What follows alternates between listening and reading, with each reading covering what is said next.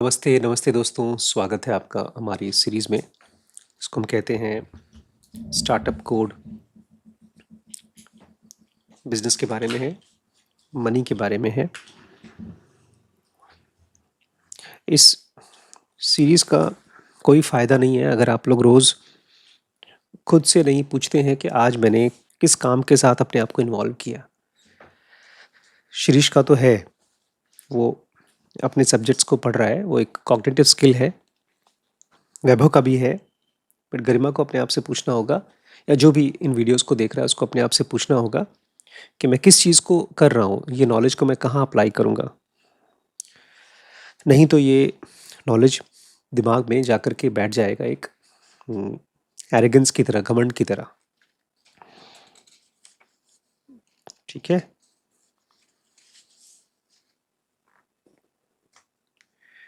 आज के टॉपिक का नाम है building a product first culture. Building a product first culture. इसके पहले हमने पढ़ा था good product is about elimination not addition. इससे फ़र्क नहीं पड़ता है कि आपके आसपास कोई कितना क्वालिफाइड आदमी है।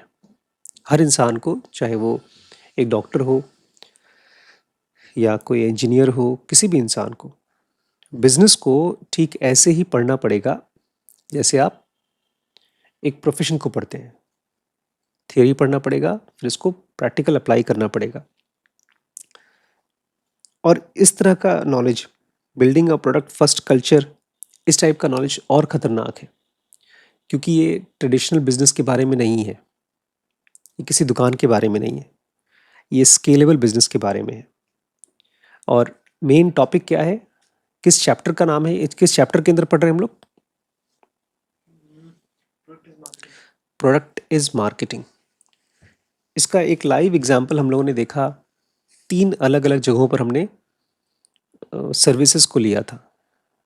कहाँ कहाँ? कर्मा रिजॉर्ट में। देखिए, उसका नाम भी नहीं याद है। अभी जहाँ होटल में रुके थे, हिमाश्रय। और तीसरा, रुके तो यहाँ थे लेकिन सर्विस एक जगह और ली थी। उडुपी वाला। और तीनों जगहों पर सबसे ज्यादा इम्पैक्ट किसका पड़ा? कर्मा का। क्यों? उनका क्या चीज का इम्पैक्ट पड़ा सबसे ज्यादा? उनकी जगह बहुत अच्छी थी, बहुत मेंटेन थी, उनके रूम्स बहुत अच्छे थे, है ना।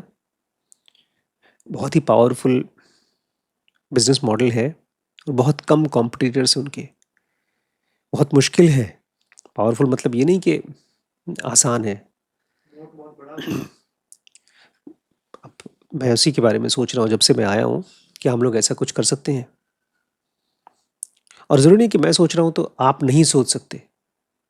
जिस दिन कोई इंसान सोचना शुरू करता है किसी भी बिजनेस के बारे में, जैसे मैं सोच रहा हूँ कि आखिर इनकी सर्विस ली, हमको अच्छा लगा, ऐसे ही ओबरॉय होटल्स बने। उन्होंने कहीं पर जाकर सर्विस ली, उनको बहुत अच्छा लगा, तो दे स्टार्टेड आस्किंग क्वेश्चन। कोई और तरीका नहीं है, कोई और बता नहीं सकता। कोई टेक्नोलॉजी आपको आकर के प्लेट पे तैयार करके नहीं देगी बिजनेस। आपको पूछना पड़ेगा। कर्मा रॉयल में भी और उडुपी वाला में भी, दोनों जगहों पर प्रोडक्ट इज मार्केटिंग। क्या है? क्या मतलब इसका?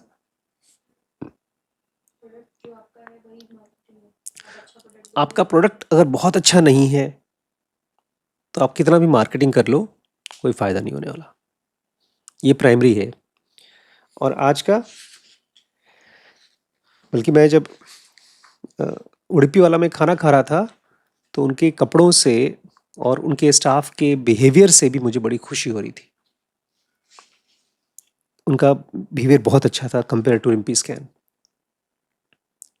इनफैक्ट मुझे कॉन्ट्रास्ट फील हुआ, उडुपी वाले के स्टाफ का behaviour even it was better than Karma royal, अगर सटल डिफरेंस को देखेंगे तो। हालांकि हम कुछ देर ही रहे। और एक बहुत खास चीज़ मैंने देखी, जब मैं उनको टिप देता था तो टिप लेकर जेब में नहीं रखते थे, वो टिप लेके टिप बॉक्स है उसमें डाल देते थे। तो एक छोटी छोटी चीज़ें हैं जो प्रोडक्ट में आती हैं। अच्छा, आज का टॉपिक है building a product first culture.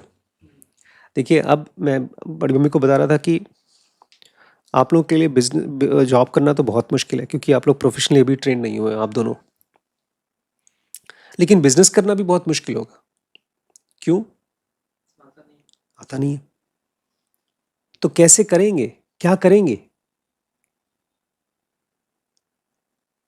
आपको इस नॉलेज को अप्लाई करना होगा जो आपके पास काम है। और मैं थक गया हूँ मेरे में आपको बताते बताते कि you should go and get involved in either of the businesses. अगर आप नहीं कर रहे हैं तो I am very sad about this. Building a product first culture, Amazon, known for its innovative strategies, once adopted an interesting approach for new product launches and redesigns. आज Amazon के बारे में अगर हम लोग पढ़ते हैं तो हम लोग बटन दबाते हैं, सामान हमारे घर पे आ जाता है।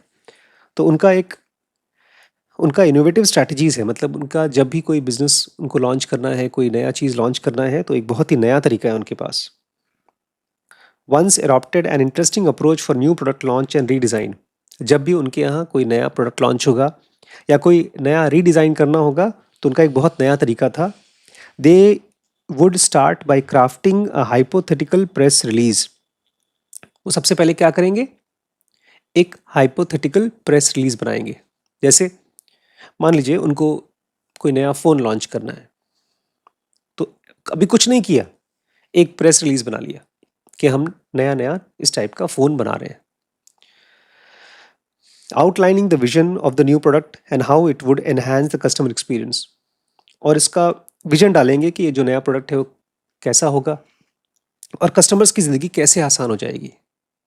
सारे प्रोडक्ट्स मैनेजर को ये एक्सपेक्टेड था कि आप पहले एक फॉर्मल प्रेस रिलीज लिखिए, इससे पहले कि पहला लाइन ऑफ कोड भी लिखा गया हो। इस एंगल को देखें तो हमें अपना जो अभी रीडिज़ाइन कर रहे हैं वेबसाइट को, उसका पहले एक प्रेस रिलीज लिखना चाहिए था। हमको नहीं पता था, नहीं किया। It ensured that instead of simply having an internal rationale, every product manager was very clear on the exact benefit that would accrue at the to the end user. इसका मतलब ये था कि जब आप किसी प्रोडक्ट को बनाएंगे, इससे पहले आपको ये दिमाग में क्लियर होना चाहिए कि एंड यूज़र को इससे क्या फ़ायदा होगा। प्रेस रिलीज आप जब लिखते हैं तो दुनिया को बताते हैं कि हमने प्रोडक्ट बना लिया है और आपको ये फ़ायदा होने वाला है।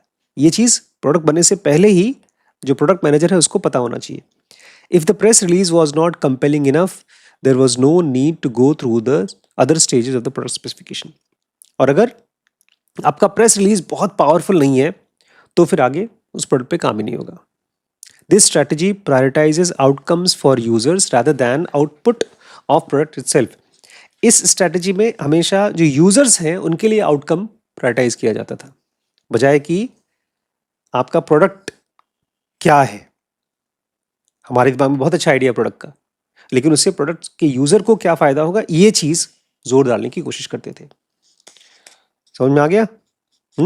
अच्छा। Walker Lockhart, who previously worked at Amazon, brought a variation of this concept in Nordstrom. Nordstrom क्या है? वॉकर लॉकहार्ट जो अमेजोन में पहले काम करते थे, इसी का एक दूसरा वेरिएशन उन्होंने नॉर्डस्ट्रॉम में यूज किया। He transformed press release into customer letter format. इन्होंने प्रेस रिलीज को हटा करके कस्टमर लेटर फॉर्मेट बनाया कि कस्टमर को एक चिट्ठी लिखो। In this approach a fictional customer persona writes a letter to the CEO expressing their satisfaction with the product and explaining the reason for their content. Nord STORM storm. अच्छा, इसमें ये लोग कस्टमर प्रेस रिलीज नहीं लिखते थे, ये लोग customer की तरफ से सीईओ को चिट्ठी लिखते थे कि आपने जो प्रोडक्ट बनाया उसका कमाल का प्रोडक्ट है और इसकी वजह से हमारी लाइफ में बहुत अच्छा चेंज आया। Contentment. This method provides customer centric view of the product. इस तरीके से कस्टमर का एक तरह से व्यू मिलता था प्रोडक्ट बनने से पहले ही, emphasising its impact from the user's perspective. इसमें आप यूज़र के पर्सपेक्टिव से ही एम्फेसाइज करना शुरू कर देते हैं। जैसे शिरीष अगर स्कूल में जा रहे हैं और शिरीष यूज़र है स्कूल के, एंड यूज़र हैं, और ये एक नया स्कूल बनाना चाहते हैं, तो उसमें लिखना शुरू कर दें कि आपने अपने स्कूल में, हमारे स्कूल में ये चीज़ डाली है, इससे मुझे बहुत अच्छा लग रहा है, इसको हम अप्लाई करते हैं। For decades, Nordstrom had written the playbook on what it means to have an incredible customer first culture, and is great role model for any company that wishes to imbibe this. ये कई सालों से चल रहा है, और अगर आपको ये देखना है कि कस्टमर फर्स्ट कल्चर कैसा होता है तो आप इनकी चीज़ों को इम्बाइब कर सकते हैं। तो दो कंपनीज हैं जिससे हम लोगों को स्टडी करना चाहिए, किससे किससे? अमेजोन से और नॉर्डस्टॉर्म से। हम लोग भी, नॉर्डस्टॉर्म कपड़े बनाती है कि क्या करती है? कपड़े बेचती है ऑनलाइन, वो है प्लेटफॉर्म इनका। बाय द वे, हम लोग जो डिकैथलॉन भी देखते हैं, वो लोग भी कपड़ों को ब्रांड करके बेचते हैं। They are not exactly the maker of clothes, they are the marketing people of. नहीं, डिकैथलॉन कपड़े खुद बनाती है। हाँ, लेकिन सारे कपड़े खुद नहीं बनाती। उनकी खुद की पेरेंट कंपनी है, कलिंजी है, क्विचा है, उन्होंने हाँ, खुद की। मैं आपकी बात से असहमत नहीं हूँ। हम लोग गए थे आइकिया। आइकिया में ऐसे ढेर सारे सामान मिलते हैं जो सारे के सारे आइकिया बना ही नहीं सकता। ऐसे ही इतना रेंज ऑफ सामान जब मिलता है तो ये लोग पहले कहीं से लेते हैं, उसको क्वालिटी चेक करते हैं, उसके बाद पब्लिक को देते हैं। तो इस तरह से एक ब्रांड बनता है। अगर आप ये भी देखिए, नाइकी को भी देख लीजिए, या किसी भी एक बड़े अच्छे ब्रांड को देख लीजिए, या अमेजोन को देख लीजिए। अमेजोन बुक्स बेचता है, लेकिन सारे बुक्स छापता थोड़ी है वो। बुक्स तो अलग अलग प्रिंटिंग कंपनी छापती हैं। जैसे ये है पेंगुइन वाइकिंग की, लेकिन अमेजोन इसको बेच रहा है। तो आप जब अपने प्रोडक्ट के बारे में सोच रहे हैं तो इन्हीं की तरह सोचना शुरू करिए कि हम हमारी तरह से, हमारी वजह से वैल्यू ऐड हो सकता है। अब सुनिए कहानी, बहुत ही दुख भरी दर्दनाक कहानी। जब कस्टमर सेंट्रिक प्रोडक्ट नहीं होता तो, प्रोडक्ट फर्स्ट कल्चर नहीं होता तो, if you don't inculcate the product first culture, you will very soon fall out of touch with what customer needs, which is what happened to Kodak. अगर आप इस चीज को पहले से नहीं सोचेंगे दिमाग में, क्या प्रोडक्ट फर्स्ट कल्चर, ये क्या होता है प्रोडक्ट फर्स्ट कल्चर? हाँ, हमारा प्रोडक्ट ही अच्छा होना चाहिए। अगर ये आप नहीं सोचते हैं तो आपका भी वही हाल होगा जो कोडैक का हुआ। 1975 में, मेरे जन्म होने से पहले, an engineer at Kodak developed the first digital camera, marking ground breaking innovation in photography. एक तरह से दुनिया का एक बहुत बड़ा खोज हुआ था फोटोग्राफी में। However, Kodak's executives decided against pursuing this digital path. Kodak ने कहा भैया बकवास है, ले जाओ, नहीं माना उसको। Their reasoning was based on company's profitable film sales. उनकी रीजनिंग क्या थी? हमारी कंपनी का जो फिल्म होता है, फिल्म जानते हैं, प्लास्टिक के रील्स आते थे, उसको अंधेरे कमरे में ही खोल सकते थे, नहीं तो खराब हो जाता था। उसमें से बहुत पैसा आता था इनके पास। They feared that venturing into digital photography would undercut their lucrative film business. इनका डर था कि अगर हम लोगों ने डिजिटल फोटोग्राफी को वेंचर किया, जैसा कि आज सब जगह पर चल रहा है, तो हमारा फिल्म बिजनेस ही खत्म हो जाएगा। As a result, Kodak chose to focus on its existing film products, setting aside the digital camera invention. उन्हीं के यहाँ पर उन्हीं के बंदे ने डिजिटल कैमरा का इन्वेंशन किया, उन्होंने उसको साइड रख दिया और अपने जो एग्जिस्टिंग फिल्म प्रोडक्ट्स है उसको परस्यू किया। फास्ट फॉरवर्ड 2012, अब 2012 में आ जाइए, कितने साल बाद? 85, 95, 2005, 2015, 40 साल होने को आ गए। Kodak found itself in financial turmoil and declared bankruptcy. Kodak ने अपने पैसे को बचाने के लिए फिल्म का बिजनेस बचा के रखा, और अब कोडैक ने क्या किया, उनको फाइनेंशियल टर्मोइल हो गया और डिक्लेयर्ड बैंकरप्सी, बैंकरप्ट हो चुके हैं। 40 साल रहे, उसके बाद खत्म हुए। 75 से भाई साहब 50 तो मैं नहीं हूँ अभी तक, मेरे से 1 साल पहले पैदा हुआ ये। 75 से 85, 95, 2005, 2015, 2025 नहीं हुआ, 2012 की बात चल रही है भाई साहब। The primary cause of their downfall was the global shift from film to digital photography. और भैया कहानी ये है कि पूरी दुनिया शिफ्ट हो गई, ये लोग नहीं शिफ्ट हुए। पैसा आ रहा है ना, दुनिया जब बदल रही तो आपको तो उसके साथ बदलना चाहिए ना। ठीक है। A transition that Kodak had initially pioneered but chose to ignore. और ये वो ट्रांजिशन है जिसको कोडैक ने पायोनियर किया था, खुद ही खोजा था, उसी को ही मिस कर गया, इग्नोर कर दिया. Their reluctance to adapt to the emerging digital market, which they themselves had once been at the forefront of, ultimately led to their decline in the era where digital cameras became the norm, rendering film nearly obsolete. बताने की बहुत ज़रूरत नहीं है, ये इन्हीं का forefront पे थे पहले ये, लेकिन खुद ही अपने आप को चेंज नहीं कर पाए. अब दुनिया में सब जगह डिजिटल कैमरा नॉर्म हो गया है, लेकिन ये नहीं कर पाए. We are now part of giant global village in which information flows at the speed of light. अब देखा जाए तो हम एक बहुत बड़े से गांव के दुनिया में रहते हैं, गांव जैसी दुनिया में, जहां पर इंफॉर्मेशन स्पीड ऑफ लाइट की तरफ फैलती है. What that means is that we don't have to start from scratch as we look to define the initial set of features for a new product or when we are looking for ways to enhance product. इसका मतलब ये है कि आपको सब कुछ शुरू से नहीं करना. अगर आपको कुछ फीचर बनाना है अपने प्रोडक्ट में, तो चीज़ें अवेलेबल हैं पहले से. Customers around the globe all have Fairlie similar problems. आपने अगर कोई प्रॉब्लम को सॉल्व करके कोई प्रोडक्ट बनाया है, तो पूरी दुनिया में लोग ऐसी ही प्रॉब्लम झेल रहे हैं, उनको भी आपका प्रोडक्ट पसंद आएगा. When an idea's time has come due to various technology breakthrough, it takes off simultaneously across the world. और अगर किसी आइडिया का टाइम आ गया है, कोई नई टेक्नोलॉजी आई है, उसकी वजह से वो आइडिया का टाइम आ गया, तब इसका मतलब ये है, अगर आपने सही प्रोडक्ट लॉन्च कर दिया सही टाइम पर, तो पूरी दुनिया में आपका प्रोडक्ट फैल सकता है. When Uber started to take off in US, we had Ola come up in India and many ride-hailing apps in nearly every country in the world. जब Uber US में आया, इंडिया में ओला आया, और इस तरह के बहुत से राइड हेलिंग ऐप्स बहुत से अलग देशों में आ गए. इसी तरह से DoorDash in US, Meituan in China triggered the rise of food delivery. DoorDash US में आया, Meituan नाम का एक चाइना में ऐप आया जो कि खाना पहुंचाता था. The benefit of this is that you can study similar players in other geographies and take plenty of inspiration from them about how to build your product. अच्छी बात यह है कि आज के 20 साल 30 साल पहले जो नहीं हो सकता था, आज वो हो सकता है. आप जो प्रोडक्ट बना रहे हैं, ऐसे किसी और प्रोडक्ट को देख करके उनसे सीख सकते हैं. In the early days of Myntra, we obsessively studied Zappos. जब हम मिंत्रा बना रहे थे, मुकेश कहते हैं, हमने खूब पागलों की तरह Zappos को स्टडी किया, Zalando को स्टडी किया, ASOS को स्टडी किया यूएस में. Similarly, when we were building Cult, we studied all the emerging group fitness players in the US, such as CrossFit, Berries Bootcamps, Orange Theory and Soul Cycle. और इसी तरह से जब हमने कल्ट फिट बनाया, तो हम यूएस के ढेर सारे अच्छे बड़े बड़े ब्रांड्स को, हेल्थ वाले ब्रांड्स को, क्रॉसफिट को, बेरीज बूट कैंप्स को, ऑरेंज थियोरी को और सोल साइकिल को स्टडी किया. While it may seem obvious, many founders still approach a problem as if they are the first people in the world to attempt to solve it. अभी भी कुछ लोगों को ऐसा लगता है कि हम जो प्रॉब्लम सॉल्व कर रहे हैं ना, हमसे पहले कभी किसी ने नहीं किया, हम लोग पहली बार हैं दुनिया में. This is nearly impossible unless you are doing fundamental research and looking for completely new breakthroughs. ये almost impossible है.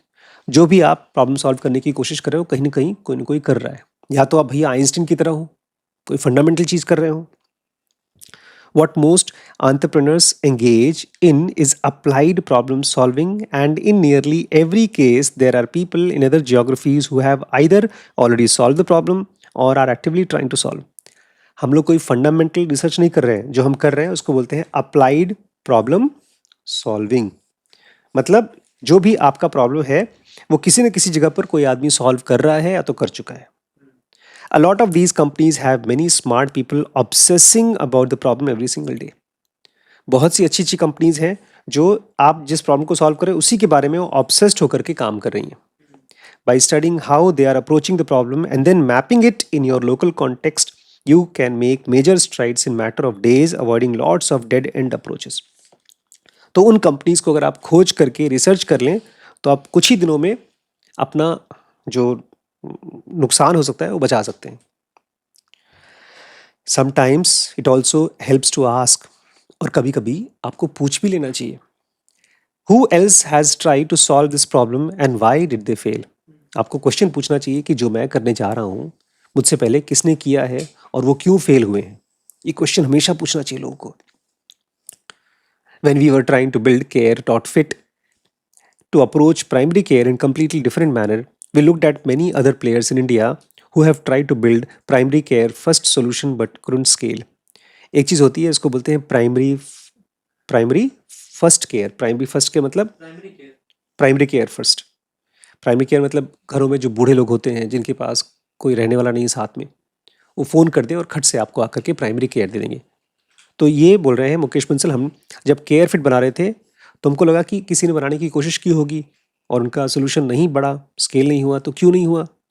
We created a very different customer first approach, were off to decent start until Covid put paid to the customer, put paid to the nascent efforts. बोलते हमने जब शुरू किया इसको, हमारा customer first approach था, हमको फ़ायदा भी हो रहा था, अच्छी स्टार्ट थी, लेकिन कोविड आ गया और सब खत्म हो गया। 3 brothers from Cologne in Germany, Oliver, Mark, and Alexander Samwer, pioneered this copycat business model, which worked beautifully for a while. 3 भाइयों के बारे में हम पढ़ने वाले हैं, हमने पहले भी पढ़ा है। ओलिवर, मार्क और अलेक्जेंडर सैमवर, इनको सैमवर ब्रदर्स के नाम से जाना जाता है। वैभव नहीं बताएगा, कुछ गेस करिए। हमारी one of the best most favourite business की स्केल करने की कौन सी सीरीज बनाई है हमने? Scale up 2। लेकिन इसकी हमने पढ़ी इनके बारे में स्केल अप 1 में। स्केल अप 1 कौन सी बुक है? Blitz scaling. उसमें हमने पढ़ा है इसको, एकदम शुरू में ही। एयरबीएनबी को कैसे लोग थार थार करके परेशान करे थे कि या तो हमको बेच दो, नहीं तो हम तुमको खत्म कर देंगे। तो ये भाई ऐसे ही हैं, तीनों भाई, जो अच्छे अच्छे बिजनेसेस को उठा करके कॉपी कैट बिजनेस बनाते हैं। They would study companies in America that had become hugely successful and then build replica companies in Europe. ये अमेरिका की कंपनीज को स्टडी करते हैं जो बहुत बड़ी हो गई हैं, उसके बाद उसका रेप्लिका बनाते हैं यूरोप में। Once these companies grow successfully, they would often sell the copycat company to the original for a huge sum of money. और एक बार इनका बिजनेस सक्सेसफुल चल गया, उसके बाद उसी कंपनी को जिसका कॉपीकेट बनाते थे उन्हीं को बेच देते थे। For example, they created Alando, a copycat of eBay, which they sold to eBay for $43 million within 100 days of launching it. इन्होंने कंपनी बनाई एलैंडो, eBay की कॉपीकैट थी और 100 दिन के अंदर अंदर बना करके $43 मिलियन में eBay को ही बेच दिया। आपकी कॉपीकैट बना के आपको ही बेच दिया। In other cases, they held on to their businesses which went on to make large sum of money, such as Zalando built as the Zappos of Europe, which was worth 25 billion at its peak. इन्होंने कुछ company ऐसी बनाई जो बेचा नहीं। Zalando नाम की थी जो Zappos of America मानी जाती थी और इसके पीक पर $25 बिलियन की कंपनी थी। The Samwer brothers eventually launched a startup studio, Rocket Internet. इन्होंने बाद में एक स्टार्टअप स्टूडियो बनाया जहां पर ढेर सारी अलग अलग कंपनीज आके वहां पर स्टार्टअप बनाते थे, रॉकेट इंटरनेट के नाम से। While the Samwers did a great job of creating fast copies, they failed to build entrepreneurial teams with sufficient ownership and long-term orientation. Hence, a majority of their copycat businesses didn't work out. Samwer brothers copycat तो अच्छे से बनाते थे, लेकिन एक बड़ी problem थी। क्या? They failed to build entrepreneurial teams. हमारे पास भी टीम नहीं है। टीम मतलब जो मिल करके जुट करके काम करें।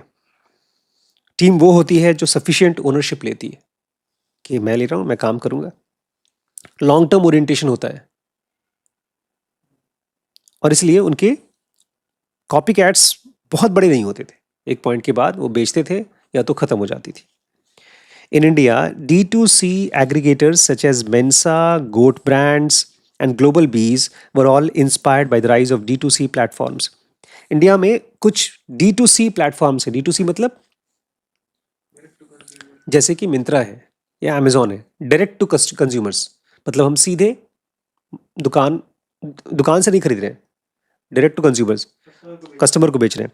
जैसे मेंसा है, गोट ब्रांड्स है, ग्लोबल बीज है, ये सब के सब दूसरे D2Bs प्लेटफॉर्म से इंस्पायर हुए हैं। थ्रेसियो यूएस में। But one must remember that कॉपिंग is just the start. लेकिन आपको ये याद रखना होगा, अगर आप किसी ब्रांड को कॉपी कर रहे हैं तो खाली शुरुआत है। Each market has several local nuances that needs to be understood. क्योंकि हर एक मार्केट में कुछ लोकल नुआंसेस हैं। नुआंसेस मतलब जो उसी के हिसाब से आपको करना पड़ेगा, वो आपको समझना पड़ेगा। While e-commerce had ride-hailing might have been inspired by players in West, the execution playbook in India has to be completely different. हो सकता है आप बोलेंगे भैया ई कॉमर्स जैसे अमेजोन है यूएस में, ऐसे हम भी इंडिया में बनाएंगे, लेकिन जब आप इंडिया में उसको यूज करेंगे तो आपको कुछ इंडियन पब्लिक के हिसाब से उसको चलाना पड़ेगा। According to Walter Isaacson's biography of Steve Jobs, Walter Isaacson ने बहुत अच्छी बायोग्राफी लिखी है स्टीव जॉब्स की। When the iPhone was in development, Jobs was particular about aesthetic elements of the device. जब आईफोन बन रहा था उसी समय, बनने के समय ही जॉब्स बहुत पर्टिकुलर थे उसकी एस्थेटिक एलिमेंट्स के बारे में, मतलब उसकी सुंदरता कैसी होगी।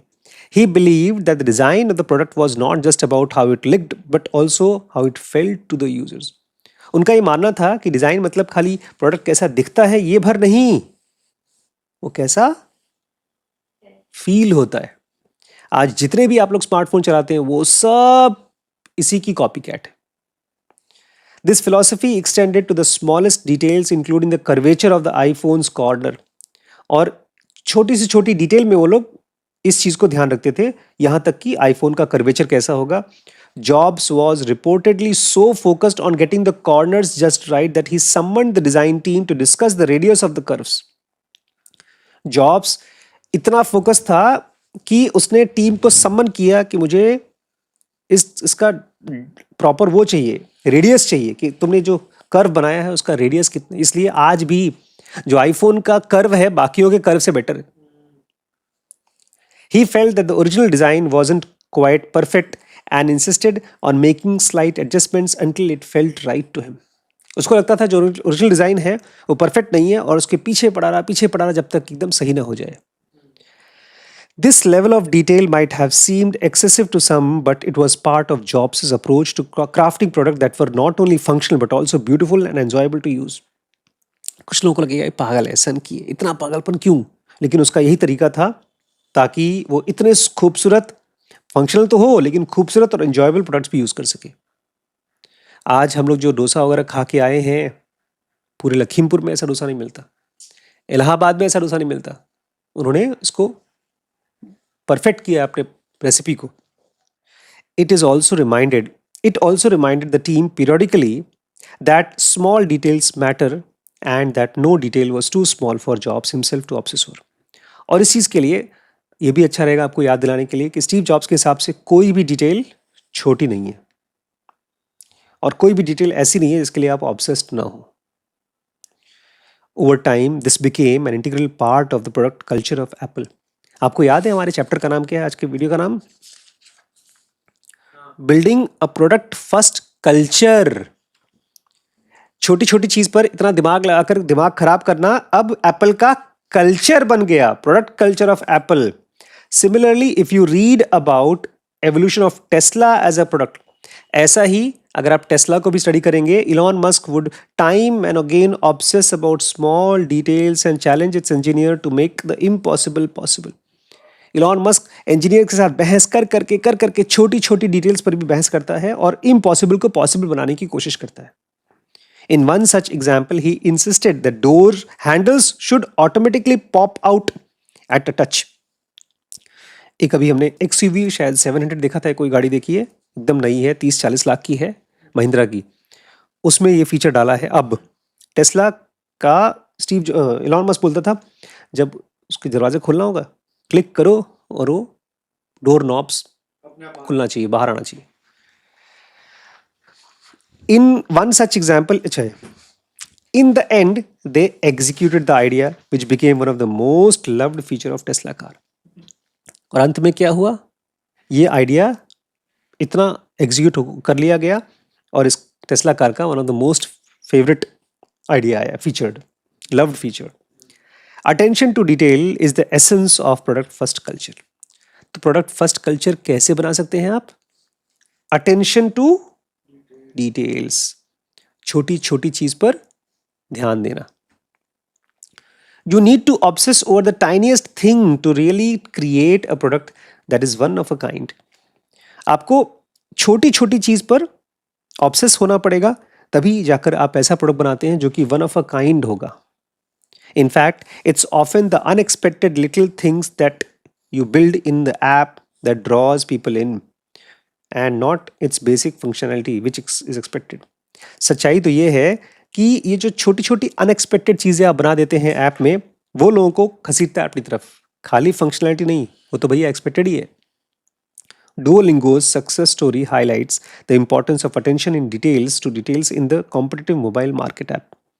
Duolingo ऐसे ही बहुत छोटी छोटी चीज़ों पर ध्यान देता है, इंपॉर्टेंट चीज़ों पर, इसलिए इतना कॉम्पिटिटिव मार्केट है मोबाइल ऐप का, फिर भी उसमें बाहर निकल के आ गया, फेमस हो गया। The company has mastered the art of user engagement. Company ने पता नहीं कैसे यूज़र एंगेजमेंट के आर्ट को मास्टर कर लिया है, and brand identity through a meticulous focus on seemingly minor elements such as notification. एक छोटी सी चीज़ है नोटिफिकेशन, इसको इतने गहराई से अप्लाई किया है उसने कि लोग बार बार आते हैं खोलने के लिए। मैं भी, मेरे फ़ोन में डुओलिंगो है, उसकी शक्ल दिख जाती है रोता हुआ, खोलता नहीं हूँ लेकिन मैं फिर भी याद है डुओलिंगो मुझे। Duolingo's approach to notification stands out.